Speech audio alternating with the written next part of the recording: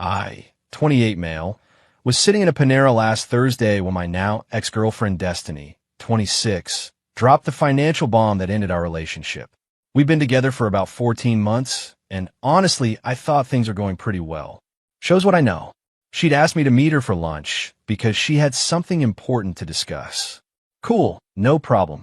I figured maybe she wanted to talk about moving in together since her lease was ending soon. We danced around the topic a few times. Destiny showed up with a folder. A literal manila folder. That should have been my first red flag. She ordered her usual half sandwich and soup combo and started with small talk. How was work? Did I see that new show everyone's talking about, The Usual? Then she slid the folder across the table. So, babe, I've been thinking about our future, she started. I opened the folder. Loan documents. For business loan. $60,000. Me, what's this? Destiny. Remember how I've been talking about starting my boutique? The online clothing store? Well, I found the perfect opportunity. There's this wholesale connection through my friend Kira, and if I move fast, I can get exclusive rights to distribute this designer's pieces in our region. Me? Okay, and Destiny, and I need a co-signer. The bank approved me conditionally, but they want someone with established credit. Someone with a steady income. She reached across and grabbed my hand. Someone who believes in me. I pulled my hand back to flip through the pages. The repayment terms were insane. $1,100 a month for 6 years. Me, Destiny, this is a huge commitment. Your business plan, where is it? Destiny, I don't need some formal plan.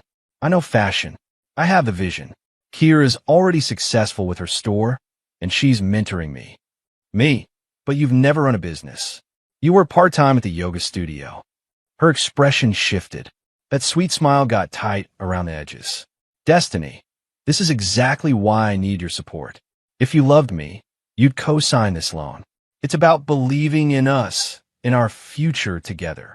I set the folder down, took a sip of my coffee. Me, you're right. I don't love you that much. The silence. You could hear the coffee machine grinding beans 3 tables over. Destiny, what? Me, I don't love you enough to risk $60,000 on a business with no plan, no experience, and no guarantee. And honestly, the fact that you'd ask me to proves we're not on the same page about what a healthy relationship looks like. Destiny, are you serious right now? Me, completely. We're done. Her face went through like 5 different expressions in 3 seconds. Confusion, anger, disbelief, then this weird calculating look. Destiny, you're really breaking up with me? Over money. Me, over boundaries. Over respect. Over the assumption that loving someone means destroying my financial future for their fantasy. I stood up, left enough cash for my coffee, and walked out. She called after me, but I kept walking. My phone started blowing up before I even got to my car. Her sister, her mom somehow. All variations of how could you and real men support their women. And my personal favorite from her sister, she was offering you a chance to invest in your future together, you idiot. Blocked them all by the time I got home. Figured that was the end of it. I was wrong. Update 1. Remember how I thought blocking them would be the end? Haha.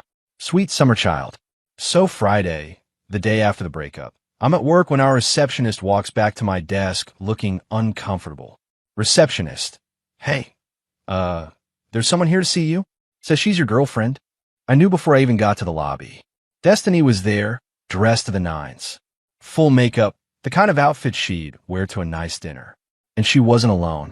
She'd brought Kira, the supposedly successful boutique owner. I kept it professional.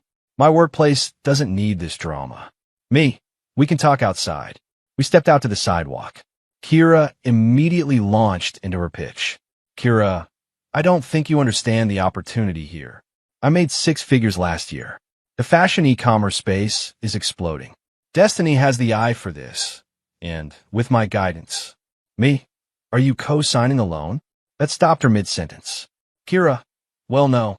My credit is tied up in my own business expansion.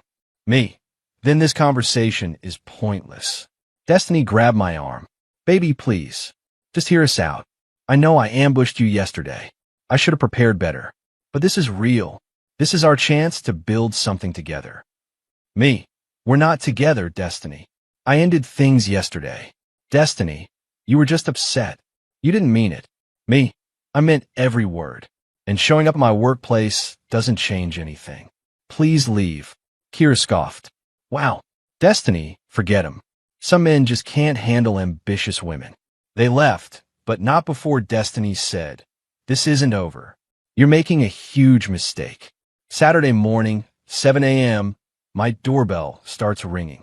I check my Ring camera. It's Destiny's mom, Patricia. I didn't answer. She left a handwritten note that basically said I was destroying her daughter's dreams and future, and that real partners make sacrifices. Then came the social media campaign. Not the usual "my ex is trash" posts.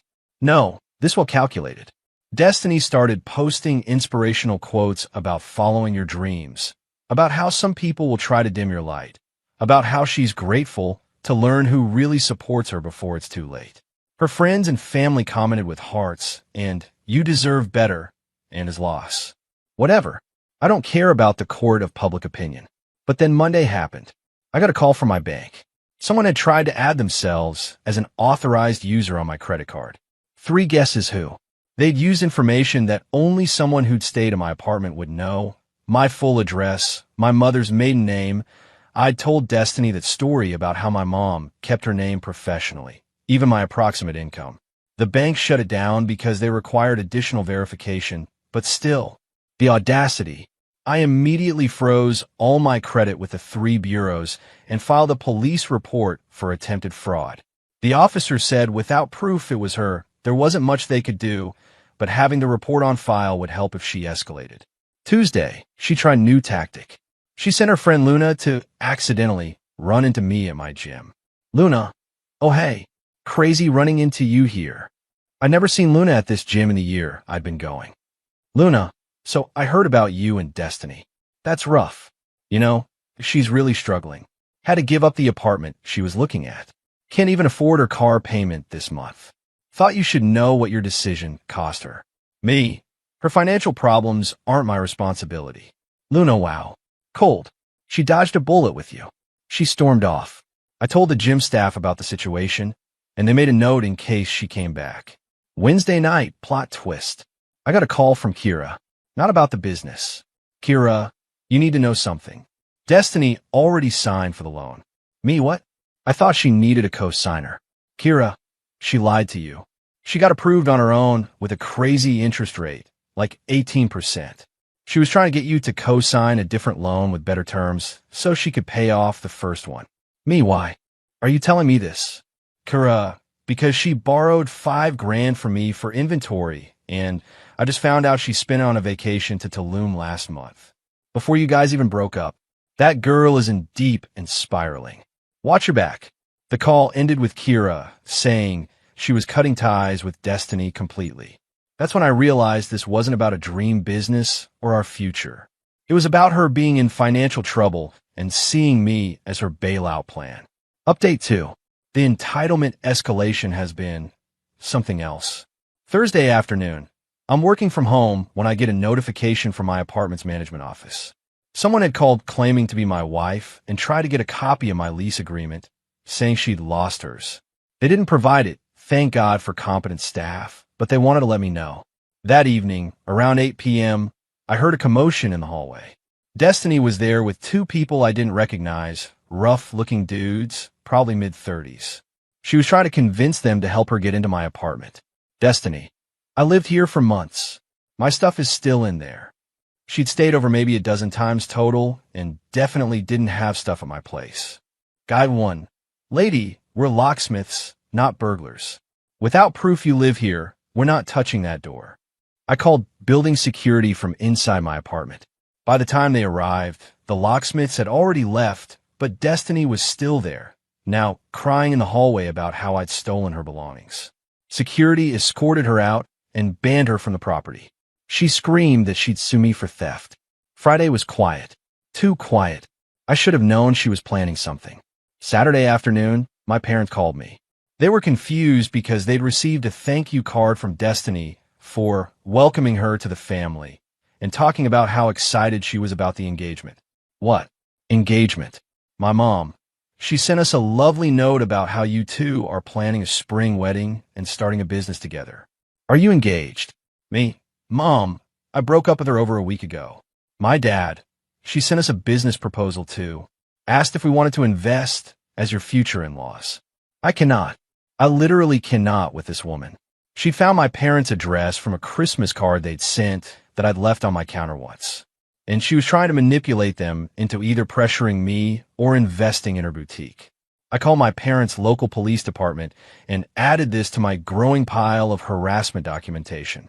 Then I had to call my extended family because, turns out, she'd Facebook messaged several of them with similar engagement announcements and investment opportunities. My cousin texted me, "Bro, your ex is unhinged. She just offered me a friends and family discount on a boutique that doesn't exist." Sunday morning, I woke up to emails. Dozens of them. Destiny had signed my email up for every loan and credit card offer website she could find. Petty, but whatever. I started unsubscribing and marking as spam. But then I noticed something else. A shipping confirmation from a luxury fashion website. Someone had ordered $3,000 worth of designer bags to my address, using my name, but a credit card that wasn't mine. I immediately called the company. After some investigation, they found the order was placed with a stolen credit card that had already been reported. The shipping address, mine, was different from the billing address. They canceled the order and said they'd investigate it as fraud. I'm pretty sure her plan was to grab the packages when they arrived, probably camping out near my building. But joke's on her. She's banned from the property, and I'd already alerted the building about accepting packages. Monday, yesterday, the nuclear option apparently. I got a call from HR at work.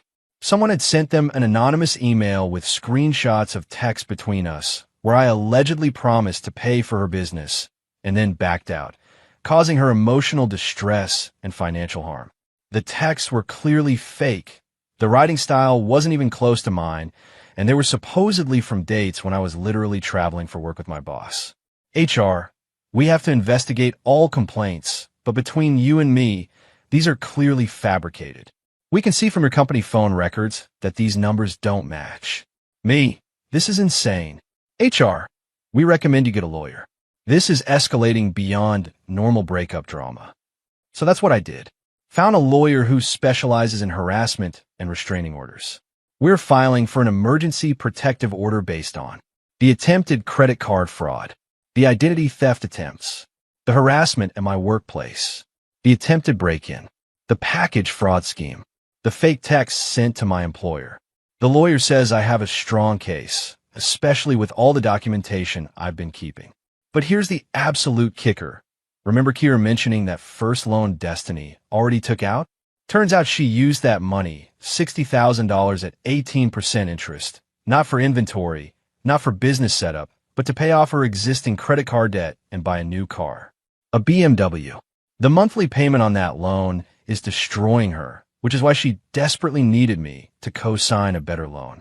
I found this out because her ex-roommate, Aaliyah, reached out to me on Instagram. Hey, I know we don't really know each other, but I wanted to warn you. Destiny owes me 3 months of back rent from before she moved out. She's been telling people you two are still together and that you're financing her business. She even showed someone a fake wire transfer confirmation with your name on it. Girl is desperate and delusional. Be careful. My lawyer is adding this pattern of fraud to our filing. Final update. The restraining order went through. The judge granted a 2-year protection order after reviewing everything. The attempted fraud, the workplace harassment, the false reports. Destiny didn't even show up to the hearing. Her mom did, though, trying to argue on her behalf, but the judge shut that down real quick. Judge, ma'am, you're not a party to this case. Your daughter needs to handle her own legal matters. Patricia, she's too upset to be here. This man has ruined her life. Judge, based on the evidence presented, your daughter has engaged in a pattern of harassment and attempted fraud. The temporary restraining order is granted. The same week, Karma came calling. Remember that BMW she bought with the first loan? Repossessed. Turns out she'd missed 3 payments. Her Instagram stories went from building my empire to anyone know a good bankruptcy lawyer? Kira messaged me one last update. Thought you should know, Destiny got dropped from the wholesale deal she was talking about. The supplier found out about the fraud attempts and wanted nothing to do with her. Also, she apparently owes like 6 different people money. Total mess. But the real satisfaction came from an unexpected source. Luna, the friend who ambushed me at the gym, reached out with an apology. Hey, I owe you an apology. Destiny told me you've been financially abusing her, controlling her money, and then abandoned her when she tried to be independent. I believed her because she seemed so devastated. And she tried to get me to co-sign a loan last week. When I said no, she lost it on me, said I was just like you, that I was jealous of her success. That's when I realized she'd been lying about everything. I'm sorry for what I said at the gym. I appreciated the apology, but didn't respond beyond a simple, "Thanks for letting me know." The last I heard through the grapevine, Destiny had moved back with her mom, was working full-time at a call center, and was telling people I had sabotaged her business by refusing to invest. The 60 grand loan is in default. Her credit is destroyed. The BMW is gone. The boutique never existed beyond her Instagram bio. Her mom still occasionally sends emails to my work address, the only one she has, about how I destroyed a young woman's dreams and how karma will get me. They go straight to spam, and my HR department has them documented in case we need to pursue corporate harassment charges. My favorite part? About a month after everything settled, I ran into Kira at a coffee shop. Kira, you know she's telling people you two are back together, right? Me, what? Kira, yeah, she's been posting old photos with new captions, telling people you're working through things, that you're going to be business partners.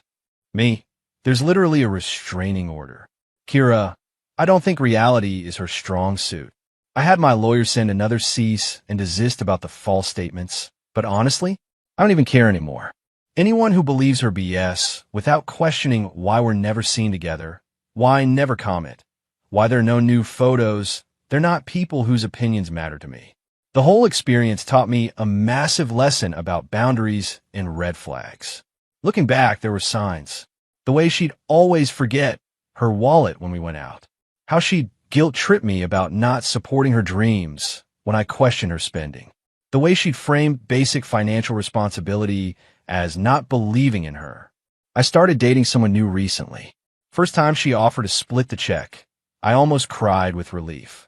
When she mentioned she was saving up for a certification course, and I asked about her plan, she pulled out an actual spreadsheet with goals, timelines, and backup plans. No request for money, no guilt trips, just genuine adulting. That's when I realized how toxic my relationship with Destiny had been even before the loan request. That moment in Panera wasn't the beginning of the end. It was just the moment I finally saw clearly. My credit monitoring is still in place. The restraining order is active. My parents know to forward any communication from her or her family to my lawyer. My building has her photo at the security desk. My gym has her and Luna's pictures on the do not admit list. Was my response harsh? Maybe. But when someone shows you they view you as a walking ATM and not a partner, believing them the first time saves you from a lifetime of financial abuse. The loan she wanted me to co-sign, with the payments she'd never have made, would have destroyed my credit, my ability to buy a house, probably would have led to wage garnishment when she defaulted. That, if you loved me manipulation, those are telling me exactly who she was. I'm just glad I loved myself enough to